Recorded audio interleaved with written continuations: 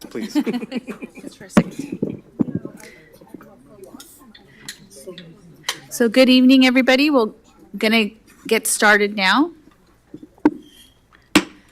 I'm called to order the meeting of the Beaverton Beaverton School District Budget Committee on May 13th, 2025 at 5:50 p.m. And welcome to everybody and thank you for being here this evening. The Budget Committee is made up of 7 board members and 7 committee members from each zone. We're going to go ahead and do a little roll call right now. We'll start with, go down the zones. So Susan Greenberg, and you can just say present. Present.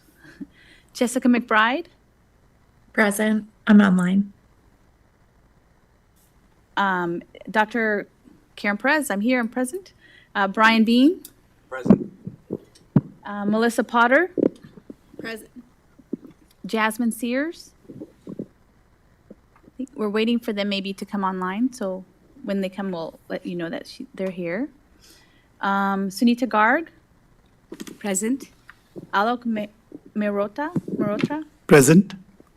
Ugana Injanaya, Present. Rekha Sridhar, Justice Raji, Present. Amy Webb, Present. Dr. Tammy Carpenter, Present. and Dr. Lisa Schultz. Present. Our first action tonight is to elect a budget committee chair. I'd now like to open the floor for nominations for this position, and you may nominate yourself or another committee member can nominate you. And I would like to nominate Brian Bean for this position. And I just would like to say that Brian has served on the committee before. He has stepped up as a person that would be interested in being our chair. And I just think that his experience would be very welcomed on the committee as chair. Any other nominations at this time? And then Brian, do you want to say anything? Yes, good afternoon, everybody. I appreciate the nomination. This is my second year on the board, and I am very vested in the activities of this board. I have 4 children in the district right now, and I'm just honored to serve our district students and look forward to helping out as I can. Thank you. Do we have a second for Brian? Second. Okay. I don't hear any other nominations, so I would say congratulations to Brian, who's been elected then our budget committee, or let's take a vote. Let me just, we'll go down the list maybe. All those in favor of Brian serving as our chair, please raise your right hand and say aye. Aye. Aye. That passes unanimously. I didn't mean to skip the vote, sorry. So now congratulations to Brian. Thank you for serving in this, and I will hand over the gavel to you. All right. Well, thank you very much, Karen. So the first order of business, I guess, or my first order of business will be electing a budget committee vice chair. Do I have any nominees? Chair, I would like to nominate Dr. Lisa Schultz with deep gratitude and great confidence in her ability to serve in this role, having been on the board in the past and also has served on this committee for quite some time. So I would like to put her name into forward for approval for the group. And she has declined to want to speak more on her behalf, and I feel very honored to be speaking on her behalf. So Dr. Lisa Schultz. Okay. I'll second it. Okay. Let's put it to a vote. All those in favor, raise your right hand, say aye. Aye. Aye. All right. Passes unanimously. Dr. Schultz, thank you. All right. Thank you. Next item of business will be turning it over to Dr. Balderas for our budget message. And I'll be brief so we can get on to the presentation. I really appreciate the Budget Committee's role and as committee members to make up with our board, the entirety of our Budget Committee. We will be reviewing a variety of slides from staff today, but Want to just talk about our overall budget. You know, we're in better stead than many districts around us. So that's something that, with gratitude for this board and previous boards, previous administrations, our staff, that's able to really move our system forward without having too many reductions. We are moving some funds around, but not what you see happening across the state. I do want to really briefly also mention federally, we are expecting some title reductions in the future from the federal government. Just prognosis from me, it's Title II that does a lot of our professional development. That is going to be something that I don't see in the current budget. That's going to impact us after September 30th, and also being flat funded for other grant accounts. Flat funded for us means that we are not getting any increases in dollars. So we're getting the same amount of dollars next year as this year, which is a reduction. Things cost more.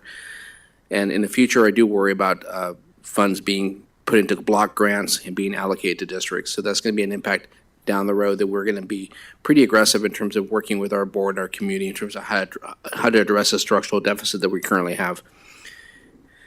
But we are proud of the fact that we have added some additional resources for the last couple of years and continue to do so for our students that come to us that are multilingual, as well as students that come to us that we service in our special programs. But just want to turn over to Mike Schofield and Jessica Jones, who's going to guide you through the rest. But thank you. Thank you, Dr. Balderas, and thank you, committee. Welcome back. It's good to see you, and welcome new members. We appreciate your service, and hopefully this process won't be too painful, and we can give you the answers you need to vote on a budget in a couple of weeks. So roles and responsibilities, I like to cover this up front so we all kind of know what our roles are in this process, and we as the administration, we're charged with presenting a proposed budget to you that is based on, our best thinking of how to serve students in the next year. We use the district's equity lens to help determine those priorities. Wanted you to know that it's important and that we center students in our decisions. After the budget message and after tonight, we serve in an advisory capacity to you. So we kind of turn the decision-making over to you. If you have thoughts, comments, questions, we're here to help you and support you in answering those questions and comments. You as the budget committee, what are you doing? You're approving appropriations, tax rates, and amounts. Okay, so appropriations says we're putting it in certain buckets. Tax rates are the levy amounts that we legally need to provide to Washington County and Multnomah County so that they can assess the taxes. And those dollar amounts, those set the thresholds for us for a district budget that we can't exceed, or when we exceed them, there are exceptions to it. We need to notify the board depending on the amounts. So it's very prescriptive for us. Appropriation approval is by fund and function only, so we'll get into that as we go through this, but you'll see it's based on fund and function. And expenditures are accounted for at a very detailed level for us. So I think I've talked about this before. When you compare us to an entity, a non-government entity out there that's doing books and has a chart of accounts and is classifying how they spend money, they might have a couple hundred in their chart of accounts. We've got thousands of account codes in our chart of accounts because of the way the state wants to see how we spend money. So it might be specific to math at the high school. It might be remediation at middle school. All kinds of detail that we provide. Our account code string is 16 different elements. As we look to our ERP conversion, it's a very long chart of accounts. But again, our state wants to be able to slice and dice that data in a number of ways, and that's why we do that. Our meetings are subject to public meeting laws, and it's simple majority rules here in terms of voting.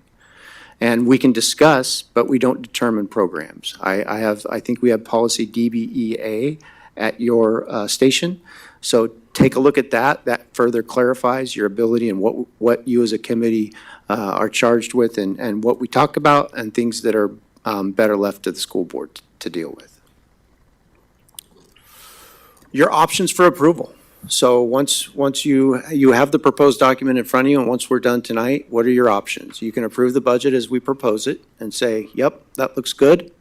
You can increase the appropriation because you think we've been too conservative, maybe, and you look at it and you say, boy, Mike, I think the state is they're gonna go big guns and you just have no idea. We need to raise the appropriation level. We need to raise the revenue and we need to spend some more money. You could say that. You could also, on the other hand, say, boy, you're way too optimistic. We think you should decrease your appropriation. We should decrease the revenue and we should make some reductions in the budget because we think you're being too optimistic with where things are going. So that's kind of the 3 steps of the process that we work with in terms of your options for approval. In terms of agenda, what we're going to go through tonight, we're going to talk about the components of the budget, fund sources and uses, so we'll spend a little bit of time going over those. We'll talk primarily about the general fund. Again, that's our operating budget of the school district. When we think about the general fund, that's where most of our teachers are funded. That is the most discretion we have in the area of budget. Outside of the general fund, all the other dollars we have come with some sort of restriction to them, whether it's grants or debt service, we got to pay our debts, capital construction bonds, we have bond promises that we've made to our community, we got to keep those. So we'll spend a lot of time on the general fund because that's where we primarily focus and where the board and budget committee have the most latitude. We'll talk about our significant budget assumptions and modifications. We'll go over the numbers like we do every year to kind of get you dug into what we're thinking and what the numbers are telling us, not only for where we are today, but where we think we're headed in the next few years to kind of pave that roadmap. We'll talk about reserves a little bit in terms of where we are and where we see them headed. We'll talk about aligning for student success, the integrated guidance that the school board is a little more familiar with. They've spent some time with it the last couple of months in terms of getting our plan approved and down to ODE. Budget resource information, we'll have those for you. We'll have key takeaways that we feel are important tonight. Jessica will go over the budget document and do an overview and kind of areas where we think where we want you to take a look at. This document can be fairly daunting. It's large and thick, but once you get pointed out to some of those key areas, you can look to see kind of what's going on. And by the way, our whole presentation tonight is to not have to have you glean every detail out of this document, but to get the big picture of what this document is telling us and what it means for our kids next year. Then we'll take comments and questions. We'll have a time reserved for public comment for those that would like to make public comment. We'll talk about our next steps. Jessica will summarize kind of what you can expect at the next meeting. And then Dr. Balderas will have closing remarks and we'll be done for the night.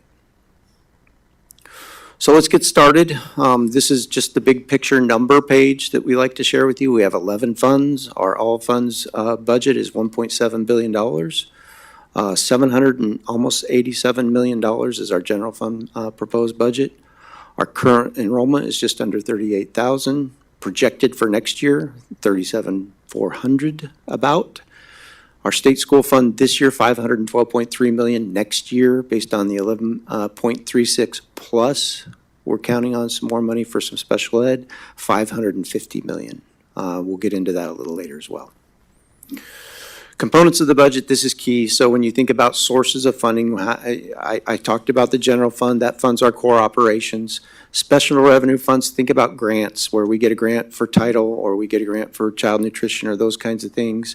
The SIA is a grant. That whole integrated guidance piece, high school success, those are all grants that have specific outcomes they want to see, and they want us to spend the money in certain ways. So you'll see those in the budget as well.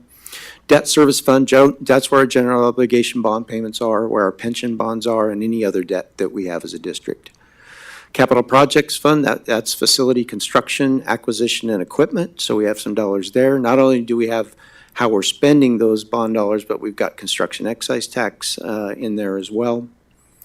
Enterprise fund, none for us. Internal service funds, think of an insurance reserve fund, workers' compensation fund, those kinds of things where we transfer dollars out of the general fund out to those funds to handle those costs. And fiduciary funds, again, none for us. So on components of the budget, you can see the big piece, and the slice has gotten much bigger over the years. But for us as a district, the general fund is the biggest slice of the pie that you see there. You can see that the capital projects fund is next and shrinking again based on the bond that we've asked, right? So we had the $723 million bond, as we spend those dollars down, we appropriate less money in the future because we aren't spending those dollars once it's spent down. If the district chooses to go for another bond issue, that may grow again, but that becomes a smaller slice of the pie as we move forward. And then you see all the other grants. We have student body and special purpose, very small slice. The grant fund, $122 million. That's where that SIA and high school success and our title grants and federal grants are there as well. So just the big picture here is that general fund is by far the largest slice of the pie. Building the budget. So as we build the budget, the most critical thing we look as the state school fund. And we'll show you on a future slide, you'll see why it's such an important number for us. We're funded as a state body through the state school fund. It is based on the average number of students enrolled during a school year. And it's the higher of either the current year we're in or the year we're budgeting for or the immediate year prior. So in a district like ours where we're shrinking a little bit, we look to the prior year to say, actually, we get funded on that prior year enrollment. When the state school fund was established, that was intentional to give districts kind of a glide path that as you lose students, you don't immediately have to, the number doesn't just fall off immediately. It gives you a little bit of time to plan. That was the intention behind that. So we'll always be right now looking to the prior year to say, based on prior year's enrollment, what revenue will that generate for us? We also get additional weight. So we get students that are in ESL, that's an additional weight we get.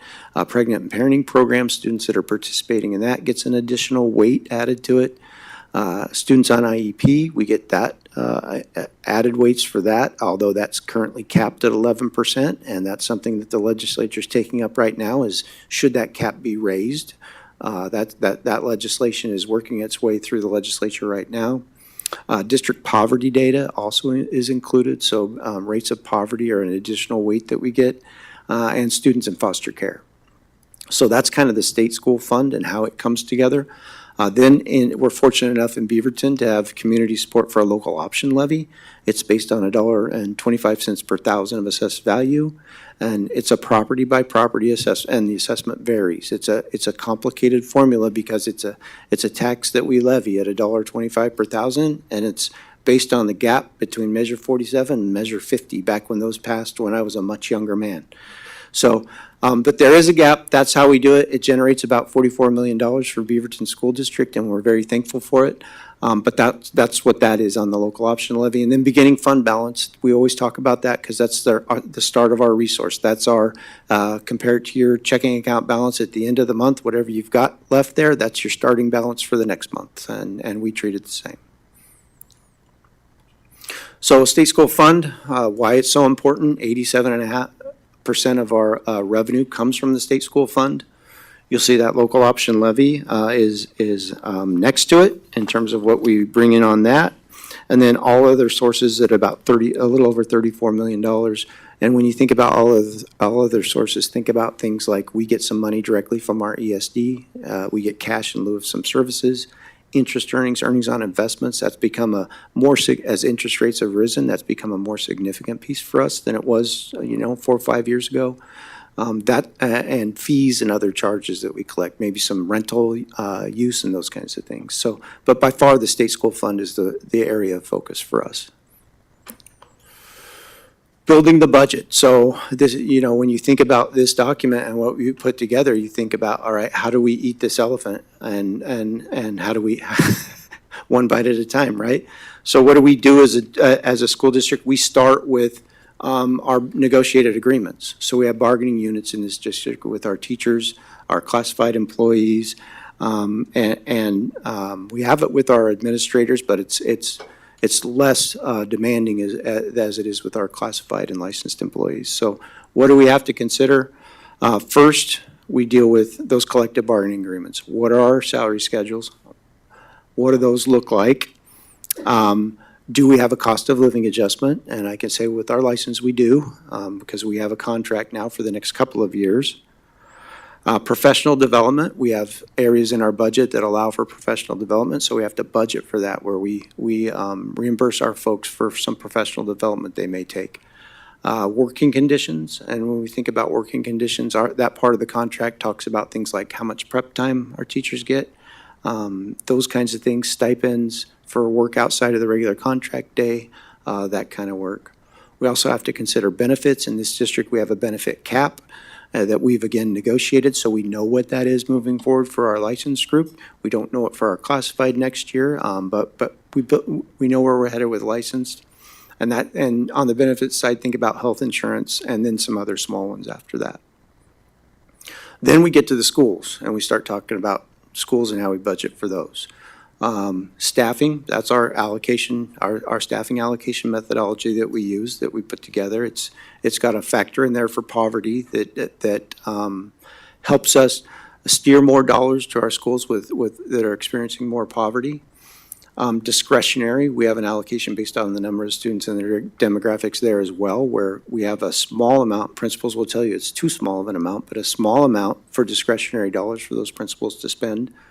And again, that staffing allocation methodology is key for us in terms of how we allocate how we allocate resources across our schools.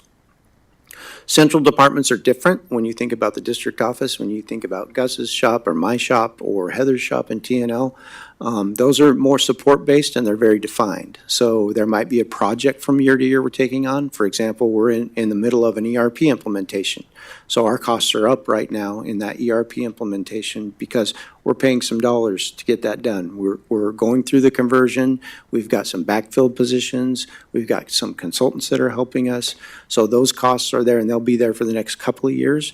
We expect those then to fall off afterwards, right? Once we've got it fully implemented, those costs will go down. So that's an example of a project where we may have some one-time or 2 or 3 year costs that will fluctuate from year to year based on the need. Expenditures, so where do we spend the money? Again, 89.2% of our budget is, in our proposed budget is for salary and benefits. So we are a very people-dependent budget organization.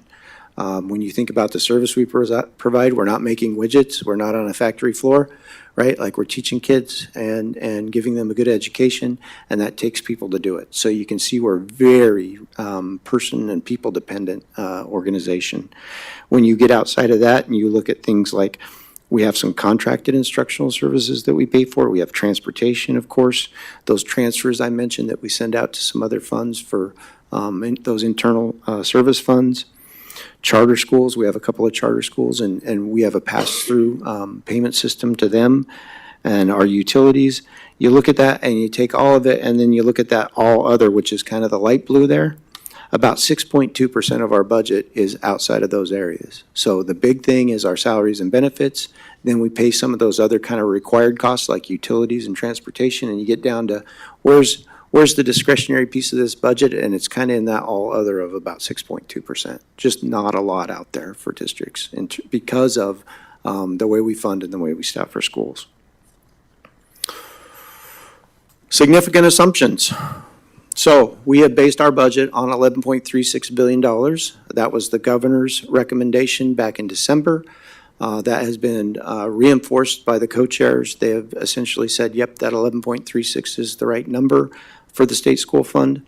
What we have done differently in Beaverton is we're anticipating an additional $200 million to be allocated to K-12 throughout the state to deal with K-12 special education.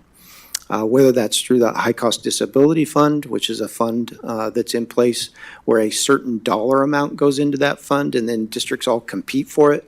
Every student that costs more than $30,000 in this district, we submit that data to ODE. So does every other district, and they do the math on it. And what was our reimbursement rate this last quarter? We're getting about 25 cents on the dollar. And I think the state recognizes it. Their overall goal was to get that at more like 60%. A couple of years ago, it was in the 40% range. So moving forward, it's down to 25. We're hopeful that through efforts of our school board and our community that we can get some a little more recognition of what we're spending in that areas of special education. And so we're counting on that $200 million in this budget. We're planning on a $19 million deficit. For those of you that were with us last year, we were planning on a $17 million deficit, so that's grown a little bit. And we'll talk about some budget changes we did that kind of get us in that $19 million range. Local option levy funds, that's 305 teachers in the proposed budget, $44 million. So again, grateful for that. That's a good supplement for our district. Okay, budget modifications. You'll see on the left-hand side of the screen, significant budget modifications and how they relate to the strategic plan. We have an additional $3.9 million for secondary language arts and English language arts proficiency curriculum adoption through 2022 bond funds. So we had initially thought we would use the general fund to pay for that adoption. We're going to use the bond fund to pay for that adoption in the next go-around. We're also moving some other general fund obligations to another funding source. $1 million in classroom technology that we had allocated in the general fund. We've moved that to bond funds as well. And another $1 million on a classroom furniture replacement fund. That's an ongoing fund. We fund that every year. For furniture replacements, we're going to have the capital projects fund pay for that. So that has relieved the general fund by that $2 million. We also have just under $1 million in debt service payments that we're going to use the construction excise tax fund to help pay for. So you can see we've relieved the general fund a little bit. And on the next page, we'll talk about actual budget reductions. We made small reductions in school non-salary budgets of $141,000. That's about a 3% reduction for schools. For those of you that have been on here a while, you know we've been increasing those school budgets every year in the 3% range. Now we've gone and we've pulled it back 3%. In terms of district office department reductions, we have $2.3 million. The bulk of those coming from two sources, really, teaching and learning. And most of that are reductions in non-salary, more discretionary items. They've made $756,000 in reductions. Operations, $957,000 in reductions. And then all others, which would be my office, superintendent's office, other smaller departments, $591,000. So those are real reductions to the budget that we're making. Again, if you recall, in budget listening and learning, Jessica talked a lot about a $10 million. We were kind of eyeballing $10 million. If you add up the ones on the previous page and these, we're close to that $10 million, and that's kind of what we were looking for. And so that's how we got there with the budget this year. State school fund history and projections. Again, this just to give you a little bit of a history lesson on where things have been and where we're headed. Obviously, it's gotten better the last couple of years. You can see our increase this year is 11.7%, and that's at the $11.369 billion. That's not the additional $200 million that we're anticipating in our budget. That's an 11.7% increase, 9.7% the year before. That odd year in 21-23 of a 3.3% increase, that's the one that we've still tried to recover from because our costs were certainly growing more than 3.3% for the whole biennium. And remember, when you look at these numbers, they're on a biennium basis. So for simple math, you can split these numbers in half and think about that as the annual increase, if that makes sense. Okay, on the next page, student enrollment by weighting. This gives you kind of a snapshot of where we are. You can see the green bars are enrollment and kind of what's been going on the last several years on enrollment. You can see it's been declining. Students in poverty is the blue line that rose, and then it's kind of stabilized and it's headed down a little bit in terms of the trajectory. Charter schools have stayed pretty flat. Their enrollments haven't grown much. For us, ELL has been growing and growing. We're estimating that it'll actually drop a little bit next year, and that's primarily due based on discussions with that department on the way they test, and that there's going to be some changes to testing, and there will be more students exiting the system, and so they're anticipating that for next year. So a little bit of a drop there. Special education growth. Pretty small growth, but still growing as an area of our budget. Okay, this is the one that's going to be difficult for everybody to read, and I apologize for that, but for those of you that aren't familiar, I'll spend some time here. On the left-hand side, you can see our budget assumptions that we built into these numbers. Again, it's based on that $11.36 billion for the state school fund. The $200 million that we've anticipated. And just so you know, that $200 million for us is about $7.5 million a year. So $7.5 million increase in the coming year, and then $7.5 million the year after that. Uses the state school fund estimates for 2024 to 2025 as of March 5th, and for 2025-26 as of March 3rd. So the state, in a biennium year, I think it's the first Monday in March, they have to give us what our state school fund estimate will be for the coming year. That's what we based it on. It also includes our most recent enrollment projections. 26-27 is reduced, and then we've got it flat at 27-28. That may be optimistic, right? And so as we look at future years, we'll keep updating that, but we're hoping at some point we'll flatten out. I will tell you anecdotally, in a meeting with our ESD and my counterparts in the ESD, Beaverton's percentage of weight of the Washington County schools is growing, which tells me that other school districts are declining faster than we are. So while we're declining, we're still holding on at a better rate than our neighbors, if that makes sense. It does not include the PERS reserve expenditure after 2025-26. So you'll see in 2025-26, we've got numbers in there. We have been building a PERS reserve based on essentially a 2% tax on our payroll in all funds. And that money has gone to a reserve that the board set aside 5 years ago when I got here. We're going to reach, and that was a 5% goal. We're going to finally reach that 5% goal sometime during the year this year. So in the coming year, we'll actually finally hit that goal. That will be our segue to have a discussion with the board, okay, about what next. All right, so we've got your 5% reserve bucket filled. What do you want to do? And there are things that the board will have to think about, like, do they want to take some amount of money and buy down their rate from PERS? Send some money to PERS to actually buy down some of our cost increases in the future. If we can get the state has offered a matching program to that. And so if we could qualify for that, that would be something that we might want to talk about, right? Like if we pay in 10 million and the state matches 5, that might be very worthwhile to do. So that's, again, a good sign that we're going to have that bucket filled in 25-26.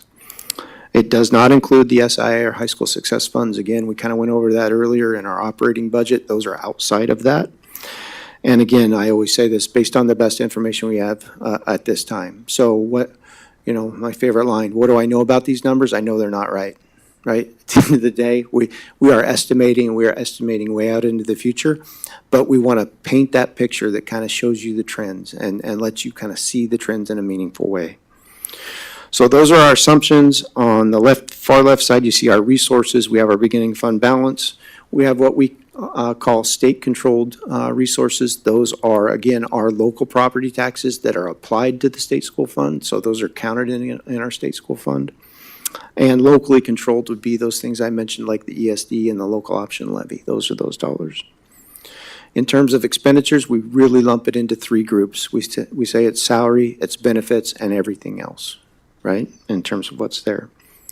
Below that line, we track the surplus deficit. Are we in a surplus or a deficit year from year to year? And then we project an ending fund balance based on that. And then below that, you'll see the financial reserve in terms of that PERS reserve I mentioned earlier and what it's been doing. It grows from 24.6 to 32.6 up to 40, and then gets some interest earnings going forward after that. So it grows a little bit just based on interest earnings. So that's kind of the map that we're looking at. And if you look at 23-24, you can see that we spent less than we brought in to the tune of $25 million. If I take you back to 23-24, we'll have this discussion in a couple of slides, but think about what was going on in 23-24. The state school fund overall was growing on a per student basis because the number of students statewide was declining. So as the pie shrunk in terms of number of students, it didn't shrink because the same dollar amount was available. So again, our share was increasing a little bit. Our actual dollar per student was going up in that year. At the same time, we were suffering from staffing shortages, pretty severe staffing shortages, right? We had positions that were open and unfilled throughout the year. Tough getting subs, tough getting all kinds of folks into the building. So that generated the surplus that year. In 24-25, the current year we're in, that the board has been, they get a look at every month, we are currently projecting that deficit at about $6.4 million. So remember last year when you approved the budget, we thought it would be $17 million. It's down to 6.4. How did that happen, we basically got about 1% more in revenue than we thought, and we're going to spend about 1% less than we thought. And we'll talk about that in a minute. But generally speaking, good news on both sides, generated that deficit of 6.4 million. Next year moving forward, there's that 19,291, that $19 million deficit we talked about. And if we do nothing, that grows in the next year to $36.3 million. Do nothing again in 27, 28, it grows to just under $47 million. Overall, where would that leave us as a district? Between the district's ending fund balance, if you go to the far right and look to the bottom, $55.5 million would be the general fund balance. The PERS reserve would be 41, a total reserve at that point of $97 million. So not a cliff in front of us, but certainly something to pay attention to from year to year. Next slide. For those of you that hate numbers and want to see it graphically, this is the other way we present it, that you can kind of get the picture. The red line here is our expenditures, and the blue line is our revenue. You can go all the way back to 2020, 2021 and see that we were spending less than we were bringing in when we did that for a few years. Where we are this year, we will spend more than we bring in this year for the first time in a number of years. And again, there's that expenditure line overtakes the blue line for the next several years. Again, barring us doing anything different than we're doing today. As I mentioned in our administrator meetings, we want those two lines to be friends. They got to be somewhat close together, right? You don't want them getting too far apart. Reserves discussion, again, back to 23-24 when I was saying what our problems were then. We had state school funds slightly higher than budgeted. Lower students count statewide created more dollars per student for us as a district. Lower enrollment caused us to not fill some of our unfilled positions. So when we have a holdback, we didn't fill those positions because we didn't get the enrollment. That was a budget savings as well. And we had improving staffing and sub-shortage conditions, but we weren't anywhere near where we are today. Today feels more, air quotes, normal in terms of where we are. For 24-25, slight increase in the beginning fund balance, slight increase in the state school fund and interest strings. There's that 1% I mentioned on revenue of improvement. Overall expenditures are down 1%. We're actually higher in our salary and benefit costs because our bargaining agreements are a little bit higher than what we had budgeted, but we've been under in the all other category, which has helped us overall to be down about 1%. Again, not too bad, looks pretty good. In 25-26, again, that budget we're dealing with is $19 million. Okay, federal funding updates. Dr. Balderas mentioned at the beginning, there's lots of talk. I've been in lots of discussions around what could happen, what might happen, some scenario building. We've been talking to folks in the teaching and learning department that help administer our federal grants to talk about scenarios and what we might want to look at. Again, I think the impact in the coming year is not drastic. I think the year after that is the one that's fairly uncertain in terms of where we're going to be moving forward. So we'll continue to model and think about and talk about building a model on, when you have scenarios like this, you're trying to work your way towards, all right, what could happen, and then if that happens, what might we do? And so we'll start building some paths and scenarios around how we might deal on this looking forward, and we'll work on some contingency plans in the upcoming year. You can see the funding sources there in terms of the resources and dollars we have. Obviously, the big one there is school breakfast and lunch program. Haven't heard a lot about that other than some peripheral grants around the side, but basically that's a big dollar amount for us.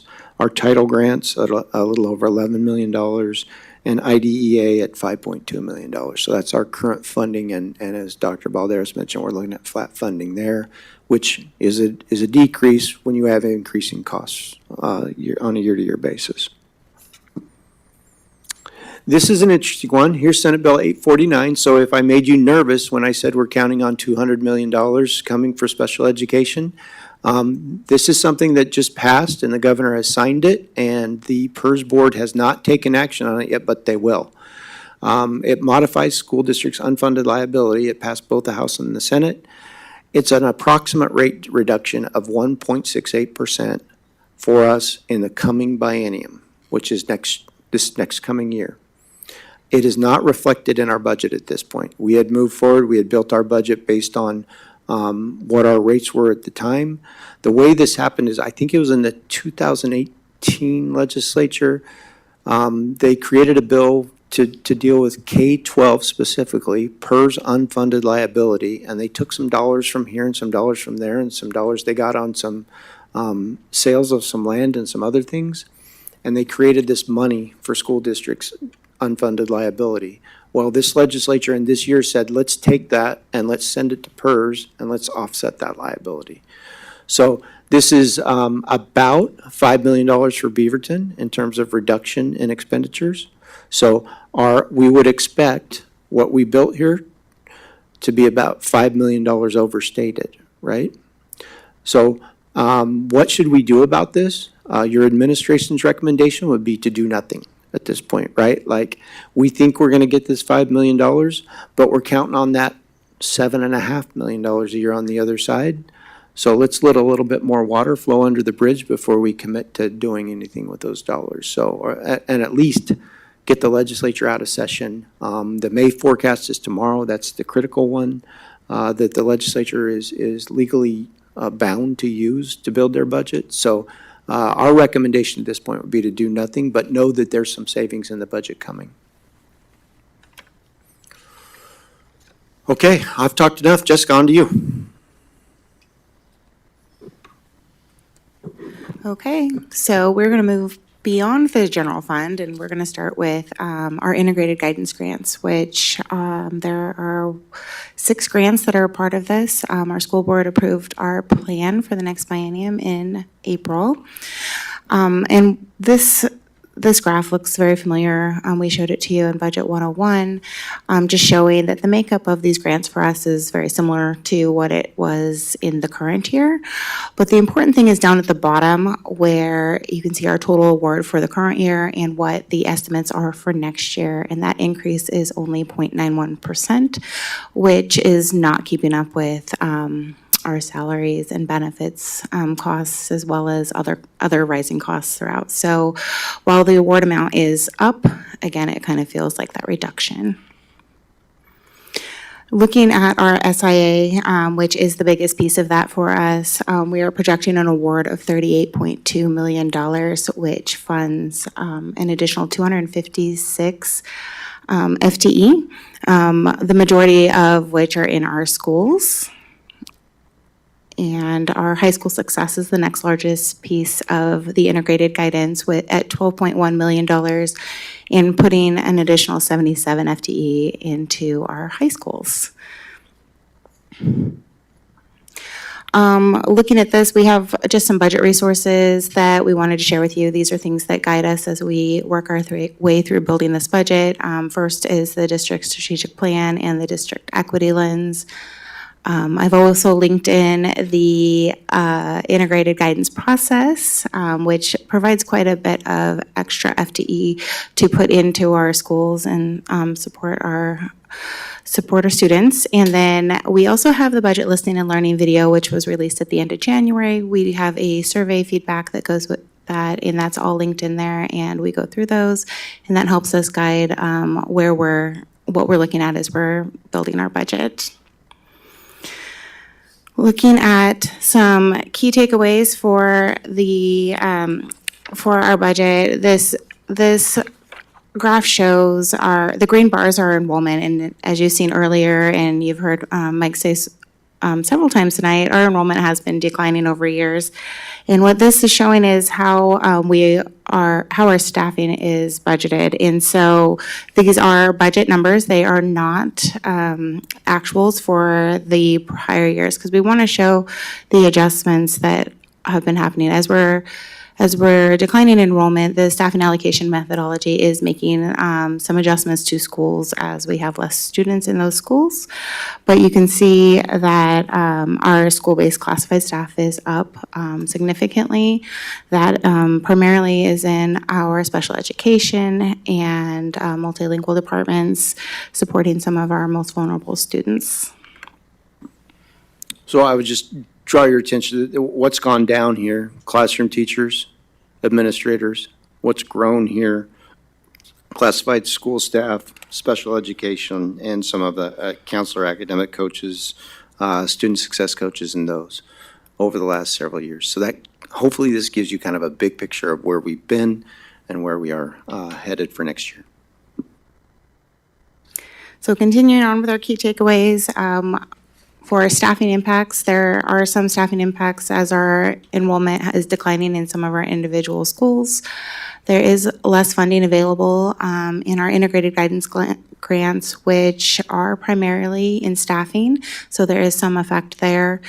And then, as was mentioned earlier, we're continuing our investments in special education and anticipating some extra resource coming in and hopefully in some form from the state.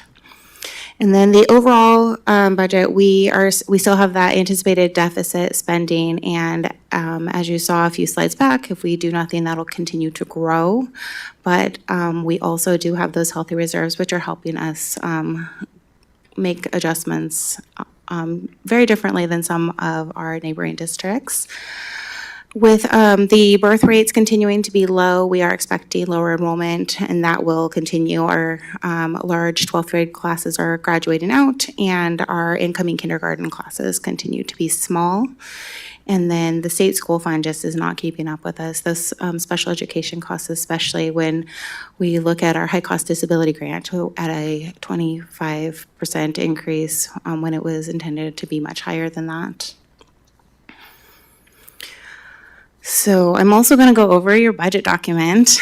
It is very large. I feel like it's a little bit bigger this year than it was last year. It is broken up into 4 sections, which is our executive summary, our organizational section, financial section, and the informational section.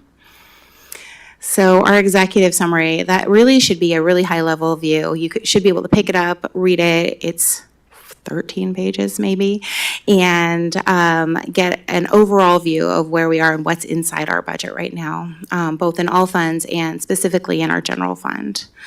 The pages that I like to call your attention to is the superintendent's budget message. It was delivered outside of the document this year. It was, I think, probably tucked in the front cover for you. We have a summary by fund on page 5 that shows each of our funds individually over the last 5 years. And so you can kind of see what's happened, where have we grown, where have we shrunk, and things like that. We have benchmark data on page 9 where we compare ourselves to some of the larger districts in the state. We don't use some of the data that from ODE because there are lots of districts out there that are very, very small. And so it's very hard to compare our district to those.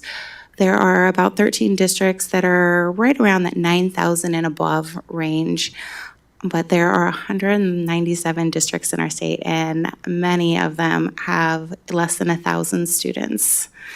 And then on page 10, we also have our enrollment history and projections, which is really important to us because that's how we get our state school fund, and so we're keeping an eye on that as our enrollment has been declining. Looking at our organizational section, this is the section that has the most words. So there's lots of reading there. We do a department summary for each one of our central services in this section.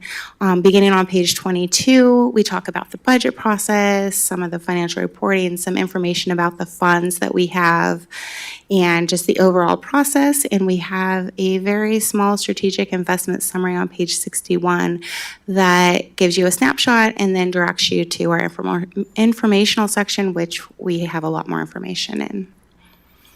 So this is a picture of what the department pages really look like. Starting on page 22, it'll show 5 years of data, so staffing information, financial information, what percentage it is of the general fund, and what the all funds totals look like over the last 5 years, and some description of what is going on in that department, what the main responsibilities are, what major changes and some recent initiatives and goals are. Moving on to the financial section, which is the complete opposite of the organizational section. This one is a lot of numbers.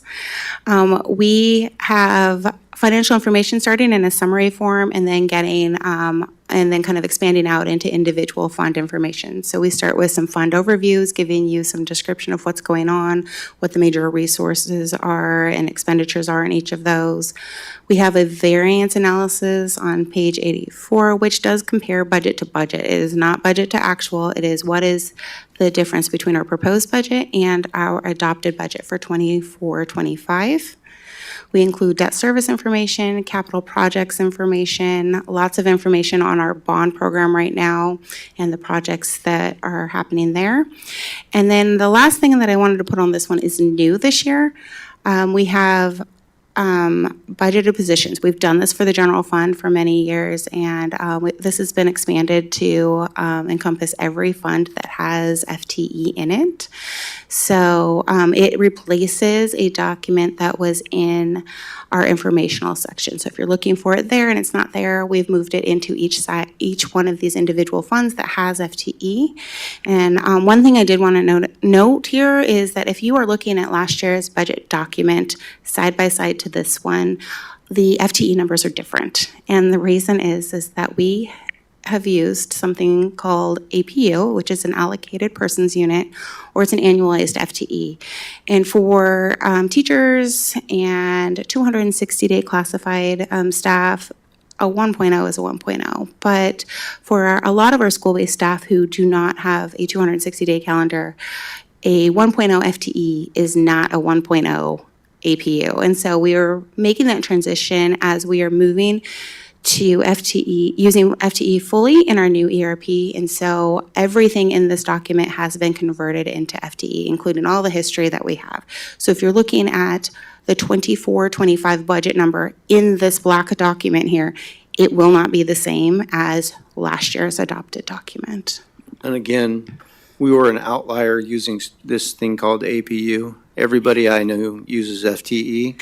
So this is a welcome change for me, Yes. and hopefully it is for you, because as we compare to others, this APU thing hasn't been great. Yes, many people are very excited about this change. It's a little bit of a transition, and our data will just continue to get a little bit clearer as we move along. But everything in this document, there is no APU in here. I don't even think it's in the glossary anymore. So everything is out. But I wanted to point that out because if you do look at them side by side, they are different, and there is good reason for that. And the last section is our informational section. And so we have a lot of just detail in here. We include a document that shows our ratio teacher staffing by school. So that shows you what our staffing allocation methodology is doing for classroom teachers. And it shows it to you by funding source. So what does our general fund do? And then how many does the levy add on top of that? And we have classroom teachers in our student investment account. And then we can see how many, because of the student investment account, how many more does each school get? We have our resource allocations, our personnel resource allocations, which breaks it down by a job description. So you can see our elementary teachers versus middle school teachers versus high school teachers and so on. We have enrollment history and projections by school. So in the beginning of the document where I referenced that, I think it was on page 10, that is a rolled up summary similar to what you've seen in our presentation tonight. On this page, we show it by school. We have our staffing allocation methodology, which is, I think, about 25 pages of how we allocate staff and resources to our schools. We do school summary pages, and what I actually think is the most important thing, because we love our acronyms, is our glossary and our acronyms, starting on page 294, and that should probably be way up front on these slides because we do love our acronyms here. And that's us, Chair. So we'll turn it back to you. We've talked long enough. This is the point in the meeting for us where we turn it over to you.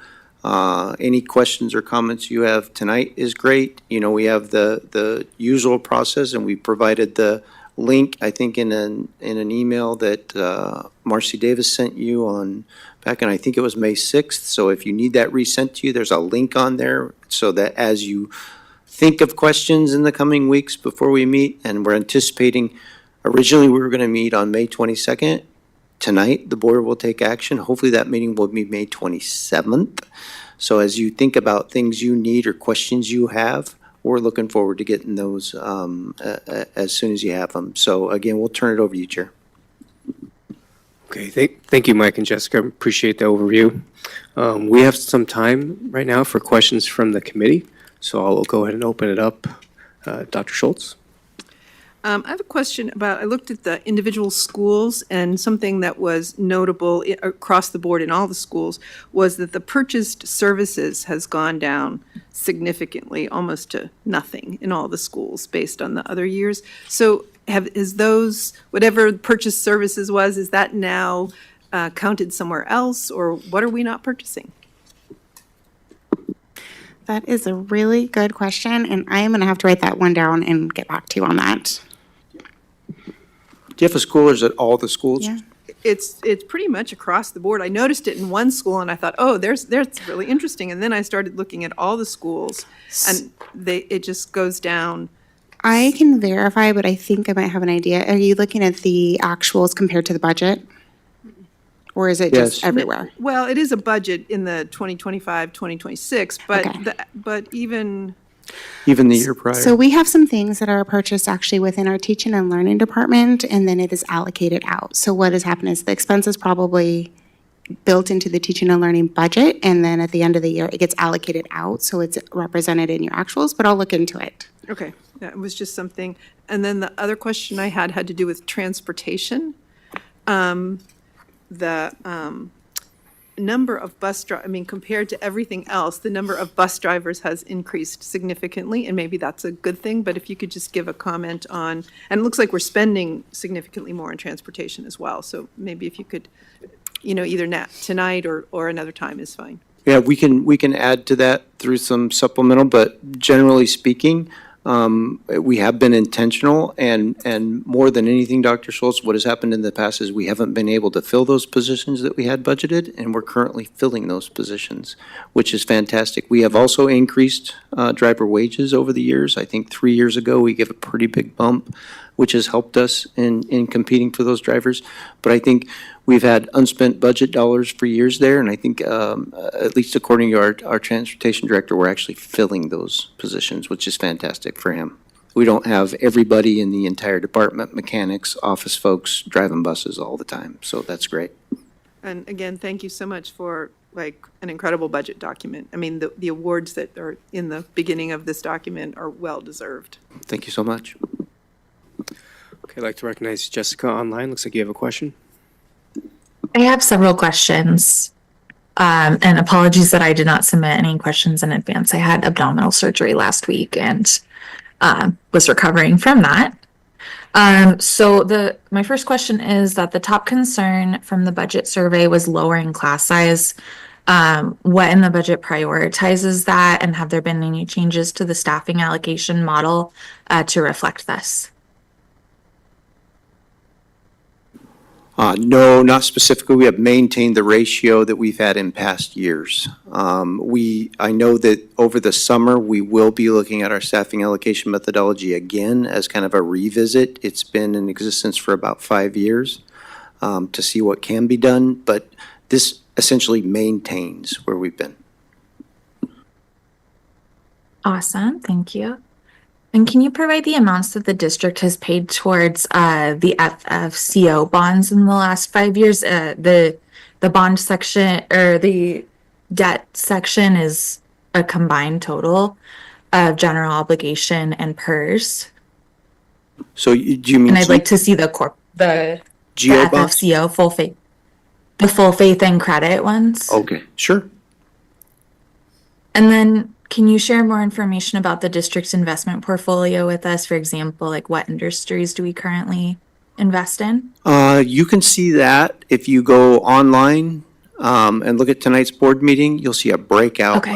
of all, and we issue that monthly. Okay, perfect. And then I was looking through the 2023-2024 district financial audit, and it states that the district's total outstanding long-term debt and equipment financing decreased by $91.3 million, which is 7.7% during the 23-24 fiscal year due to the debt service payments and amortization of premiums. Can you talk about what happened? Did the district make a decision to prepay this debt? And if so, why? There's no prepayment. It would have been as scheduled, generally speaking. We did have one maturity on this particular building that was an FFCO that had what's called a bullet maturity, which was a date certain. And the board, when we purchased this building, said, we're going to sell some property to help pay for that.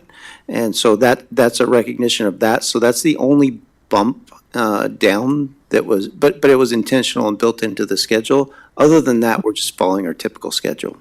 Okay, so we're not overpaying our debt No. and taking from the general fund away from students to pay corporations in Wall Street? Nope.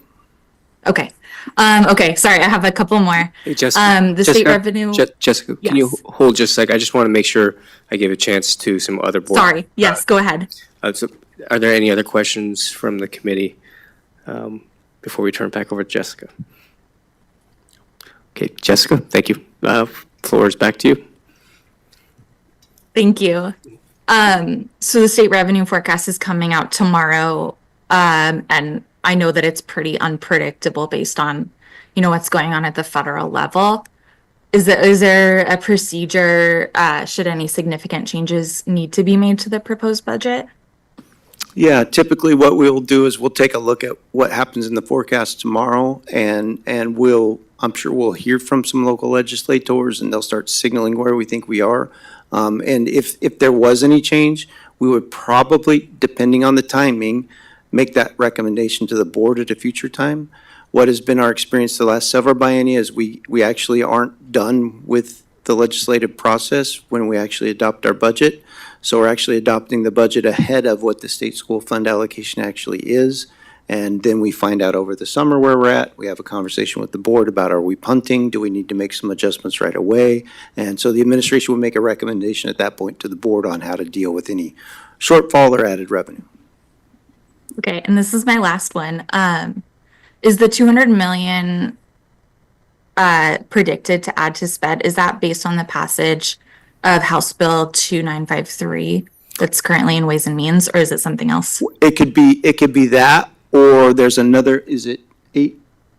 I don't remember the number, Jessica, but there's another That's fine. number out there that also deals with, one of them deals with raising the cap and lifting the cap off of special education limit, that 11% cap. The other one deals with the high-cost disability fund.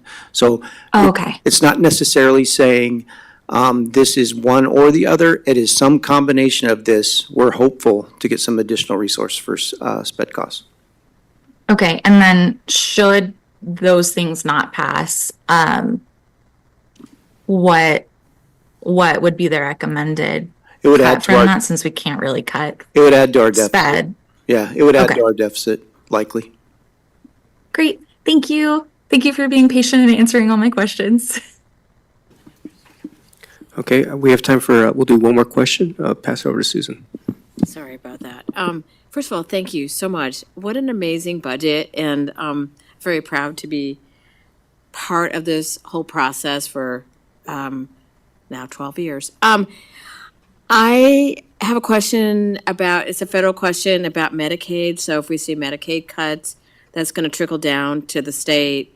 And I would think that that would also then trickle down to the state budget. It's something we may not know right away, but I would think, it's more of a comment that I would think that would impact what our budget would be for next year's school district. And, that impacts in so many different ways. Yeah. Foster system, We have Our our eyes students, on our that as well. families. Yes, thank you, Susan. That's an important point. We have our eyes on that as well, and we know our state is a heavy Medicaid user and certainly doesn't want to cut services to children and families. So I know that impacts the state's overall budget priorities and their thinking, right? So what we're curious about is, what's the state going to do? Are they going to hold back some resource in case Medicaid goes away? And does that in any way impact our resources moving forward? So excellent point, and we have our eyes on it. All right, I'd like to turn it over to Dr. Perez. She has a comment. I just wanted to thank you. I know that one of the pieces we asked last year of you was to connect it to our strategic plan, and I see the very intentional connection to this budget, to our work on the strategic plan. I saw the increase in our money toward instruction and specifically toward our English language learners and our students who qualify for special education and their support. So that was something else that we had asked for, and I see that is here. And I also, as I was looking through the budget too, noticed that within the schools, I know we fund smaller schools differently than we do our other schools, even with the SAM model. And I know we're going to be working on our SAM model and thinking through those as things that really do impact our kids, but also the general fund that goes to all of our schools. So as we look through that, I'm curious to see where we end up with our SAM. And then lastly, I also want us to keep thinking about that federal funding and how that's going to impact. I know, Dr. Balderas, you met with other superintendents throughout the state and are planning and thinking about that. So maybe either at our next time or in our memo, if we could get some information on some of those thoughts what are some of the things that are being thought about with respect to federal cuts that may happen. Thank you. Thank you, Dr. Perez. Okay, I'm going to continue with the agenda here. I've been notified that we do not have any public comments. So Jessica will move on for a summary of the next Budget Committee meeting.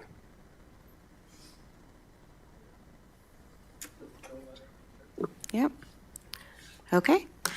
So here's what we're doing next. We are going to continue bargaining with our classified staff. And the slide needs to be updated. We are not preparing. We are, I guess we are getting ready for what is going to happen. What are the outcomes? So I guess we are still preparing. We're preparing for that. For the Budget Committee, you are receiving and reviewing public input, which we did not receive today.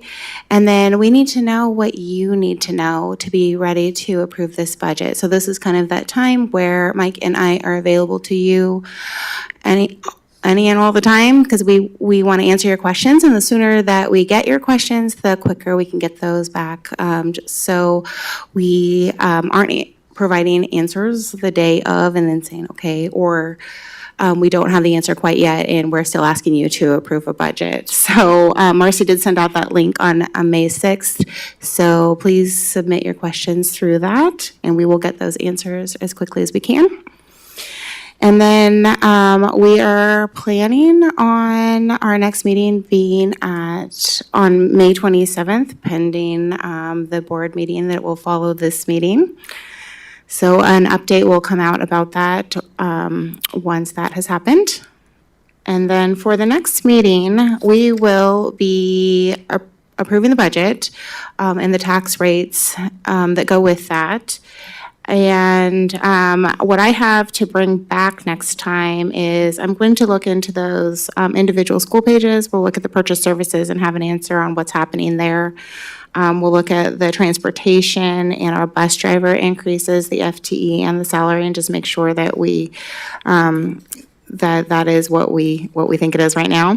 And then I'm also going to get the FFCO payments for the last 5 years. Is there anything else that you would like me to add now? I have one last question. Yes. Given this year and some of the things that we don't know about, do you have confidence that at our next meeting that we will have the usual amount of information that we would normally have when we pass a budget, or do you think there's going to be some gaping holes? I think we'll have the regular uncertainty, right? Like, we're still guessing at a number, and we're hoping we're close. I think in the last biennium, we estimated our budget at 10.1 billion, and it came in at 10.2. So we were close. Had a conversation with the board well after the budget was adopted to say, based on enrollment declines, and needs in the fall, we'll likely use those resources at that point. But I don't think there's anything that is that uncertain. Again, tomorrow's the key, right? Like tomorrow morning at 8:30, the revenue forecast comes out. And again, that's what the legislature is required to use to build their budget. So we'll know a lot tomorrow morning, but I don't anticipate, knock wood, that we have that much uncertainty. Okay. we'll move it over. We do have all of our budget documents available on our website, and we'll turn it over to Dr. Bolteris. And I'll be quick. Just thank you again for the comments, and we'll be prepared to answer questions. I'm going to turn it back to the chair so we can get going with our regular board meeting. Thank you, everyone, for your time.